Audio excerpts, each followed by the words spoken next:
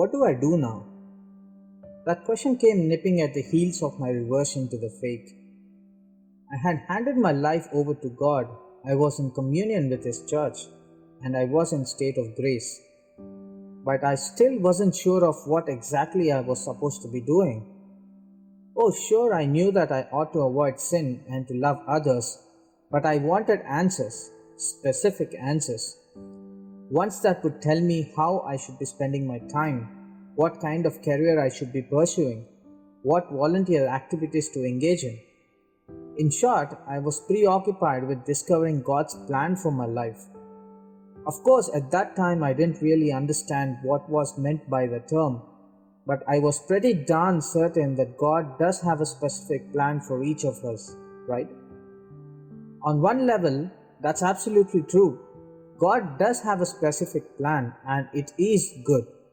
But our mistake is that we imagine that plan as more of a schedule, somehow expecting that when I gave God my life, He would in turn hand me a step-by-step guide detailing what I was to do and when.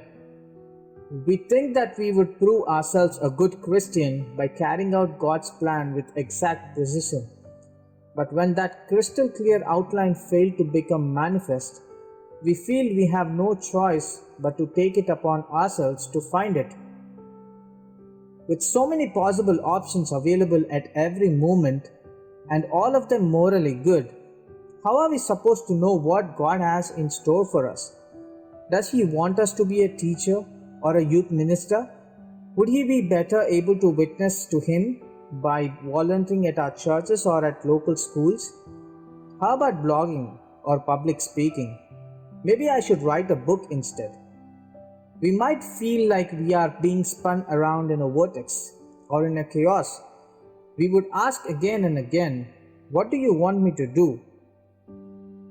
Fearing all the while that we would make the wrong decision and spoil God's perfect plan for us. Israel's history is marked with amazing victories and crippling defeats. A careful study of the victories will reveal that their strength was directly connected with their willingness to obey and follow God.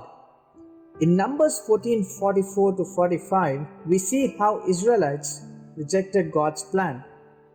After rejecting the plan of God and refusing to enter Canaan, the people decided to try to attack the enemy on their own, apart from the direction, guidance, and assistance of God. The results were tragic. Israel was defeated and driven back. The story serves as a helpful guide for each of us as we speak to follow and serve Christ. Truly, one of the greatest gifts God has bestowed upon us is that of our free will. He has given us everything.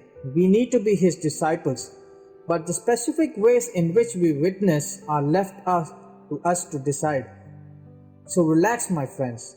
There are no wrong ways in which to love and serve the Lord.